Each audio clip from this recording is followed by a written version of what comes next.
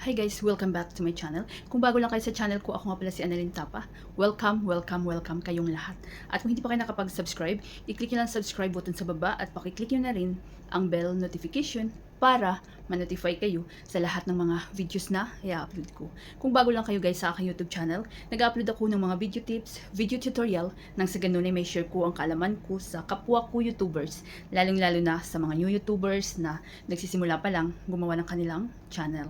Sa video na ito guys, i-share ko sa inyo kung paano ba gumawa ng thumbnail para sa inyong mga videos. At free lang siya guys. And napakaganda, attractive, clickable. At ang gamit natin dito is Canva. So napakaganda ng apps na Canva. Free lang siya guys, wala siyang watermark. Pwede siya sa Android, pwede siya sa iPhone. Ang gamit ko always is Android.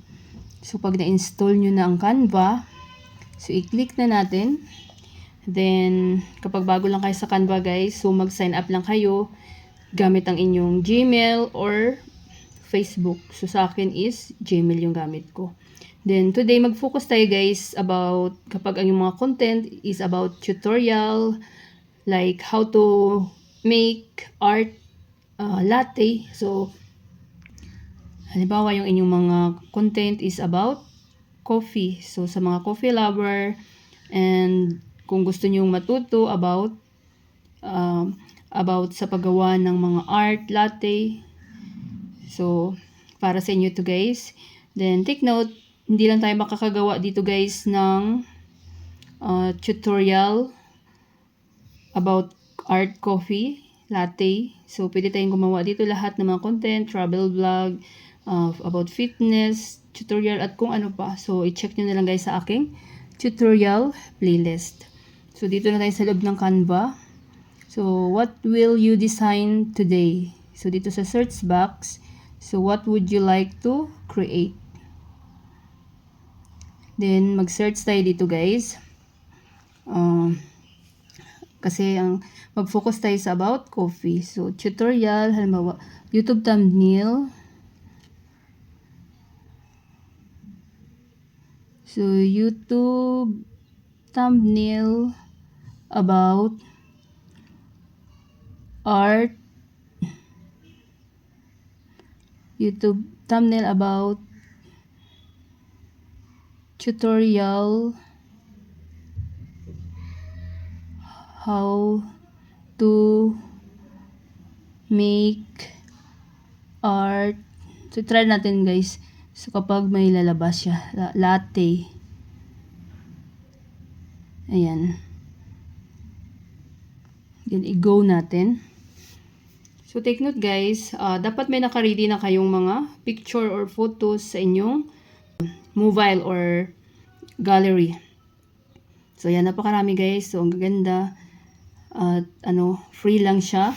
Pero may mga bayad dito guys. Huwag niyong piliin yung may crown na sign kasi may bayad siya. But, kapag maka-afford naman kayo guys, so why not, diba? So, pwede kayong mag-avail kung may gusto talaga kayong template. So, kaya nito, may bayad yan, may crown. So, ba't pa naman tayo magbabayad guys? Dami namang free, di ba? Yung mga free ito guys, oh. Walang bayad. Then, tapusin nyo itong video na ito guys. So, isi-share ko na rin sa inyo kung paano ito ilagay sa inyong mga videos. So, para step by step na yung ating tutorial, kompleto na. Kasi ang daming mga viewers ko na nagtatanong din kung paano maglagay ng thumbnail sa YouTube videos. So, pipili ako dito guys ng halimbawa ko sa inyo. So, halimbawa, yung inyong content is nagtuturo kayo. Halimbawa, mayroon kayong coffee shop. Then, nagtuturo kayo kung paano mag-design or paano gumawa ng mag-art sa latte. So, pili tayo dito ng simple lang na free. So, halimbawa ito guys, i-click nyo lang yan.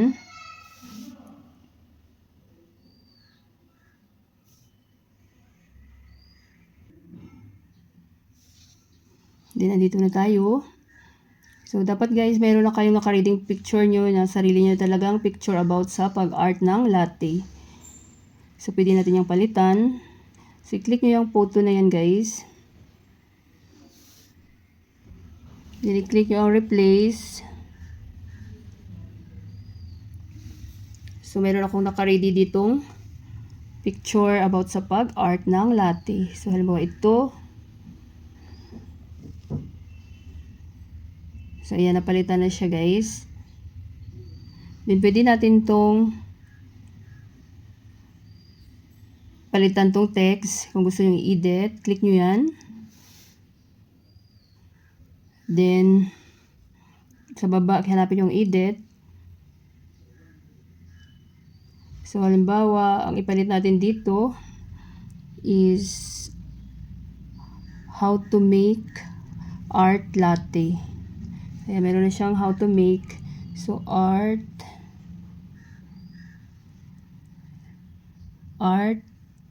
pwede natin lagyan ng in latte. So, masyadong mahaba. So, wag na lang nating lagyan ng in, guys. So, art, how to make art latte. Ayan.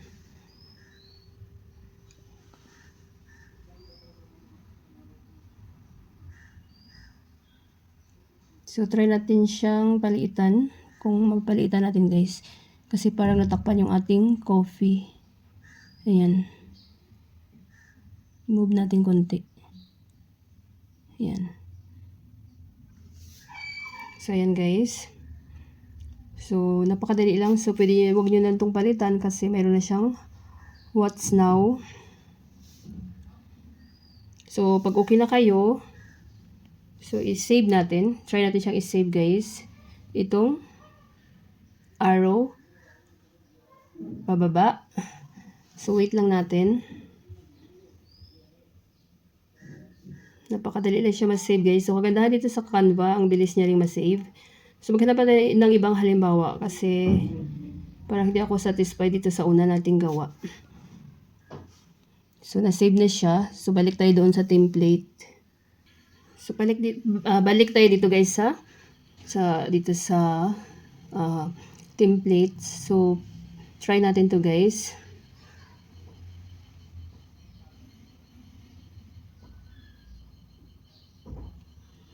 So, dito na tayo uli sa pag-i-edit. So, kailangan natin siyang i-edit. Palitan ng sarili nating picture or photo. So, i-click natin to. Ayan. So, ito yung gusto ko guys. Yung ito lang yung side lang ang pwede siyang ma-replace. Ayan. Then, replace. So, punta na tayo dito sa ating gallery. So, i-try ko to. Ayan yung aking na-save. So, ayan. So, ito yung gusto ko, guys. Diba? So, mas maganda ito. Then, kung gusto nyo pong palitan to, tips and trick make coffee latte art. So, palitan natin tong isa ito. Halimbawa, how to make. Para alam niyo kung paano mag-edit ng text din. So, edit. So, kapag naganyan niya siya, i-X nyo siya. Then, how to make. Ayan. Coffee. How to make coffee art latte. Then, check nyo lang siya. So, ayan. Perfect, diba? Then, i-save na natin. So, itong arrow pa, baba. Ayan. So, wait lang natin, guys. And make sure natin na na-save siya sa ating gallery. So, wait lang natin.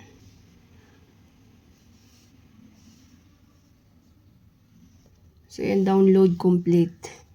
Exit na tayo dito. So, check natin sa gallery yung nagawa nating coffee. Thumbnail.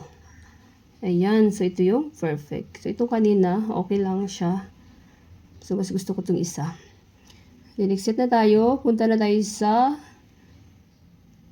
YT Studio. So, napakahalaga guys na i-install yung YT Studio kapag mga content creator kayo. So, si YouTube din ang may-ari nito guys. Pinapagamit niya sa ating mga content creator para mapadali yung ating work. So, mayroon akong tutorial kung paano gamitin ang YT Studio step by step. So, i-check nyo na lang sa aking tutorial playlist. So, pwede na rin kayo dito mag-upload ng videos guys through YT Studio. So, halimbawa na-install nyo na. So, sa baba may makikita kayong content. So, dito nyo makikita yung mga upload videos nyo, live, short, long videos. So, dito naman sa analytics, dito nyo makikita kung ano yung mga nag-perform na videos na maraming views at doon kayo mag-focus guys. Kasi yun ang gusto ng mga viewers nyo. So, mahalaga din na i-check nyo yung inyong analytics. Community, so pwede kayo dito mag-reply ng mga comment ng inyong viewers at saka mag-delete ng comment. So, sa earn, dito nyo makikita kung magkano na yung earnings nyo pag monetize na kayo. So, balik na tayo sa content kasi maglagay tayo ng thumbnail. So, view all. So, kung napapansin nyo guys, may mga thumbnail na yung aking videos. So, pwede rin pala kayo gumawa ng thumbnail sa CapCut. May tutorial din ako kung paano gumawa ng thumbnail sa CapCut. Then, mag-scroll lang kayo. So, hanapin ko lang guys yung videos ko na walang thumbnail. So, kasi guys, kapag hindi kayo gagawa ng thumbnail, si YouTube na mismo ang mag-screenshot ng videos nyo habang nag-upload kayo at yun na yung maging thumbnail nyo. So, kagaya nito. Wait lang guys. So, ito guys, walang thumbnail. So, tingnan nyo naman, hindi siya attractive, hindi siya clickable. So, dami-dami ba namang mga content creator ngayon na magagaling. So, hindi talaga makiklik yung videos nyo kapag wala kayong effort sa paggawa ng thumbnail. So, i-click nyo yan. Di nakikita nyo sa taas, parang pinsel. Then, ito uli, pencil. Then, either makikita nyo dito guys, kapag bago lang talaga kayo, change, custom thumbnail or change. So, yung mga luma nyo palang thumbnail, pwede nyo rin siyang palitan para maging attractive siya at clickable. So, i-click nyo dyan, change or either custom thumbnail. Then, ito na yung ginawa nating thumbnail sa Canva. So, yan. Then, done nyo lang. So, yan. Diba? Napakadali lang guys. Attractive. Take note guys, kung ano yung thumbnail nyo, yun din dapat yung related din yung inyong content. So, huwag kayong gumawa ng thumbnail about coffee. Then, ang laman pala ng inyong videos is about travel vlog. So, huwag nyong gawin yan guys dahil hindi na rin babalik yung mga viewers nyo sasabihin sinungaling kayo. Then, pag okay na kayo guys, i-done nyo lang. So, sa akin, hindi ko siya i-done dahil hindi naman yun about sa coffee, art, latte, yung aking content. So, pag meron kayo guys, mga request, question, suggestion, so huwag kayong mahiya guys na mag-iwan ng comment, ini-videos ko at mababasa ko yan. Sana guys may natutunan kayo sa video tutorial ko na ito at maraming salamat sa panonood. Kung mayroon kayong mga question, suggestion, and request, just leave a comment down below. At huwag niyong kalimutan mag-like, share, comment, at kung hindi pa kayo nakapag-subscribe, i-click nyo lang subscribe button sa baba at pakiclick nyo na rin ang bell notification para ma-notify kayo sa lahat ng mga videos na i-upload ko. Always be happy guys, be positive, avoid nega. See you next time!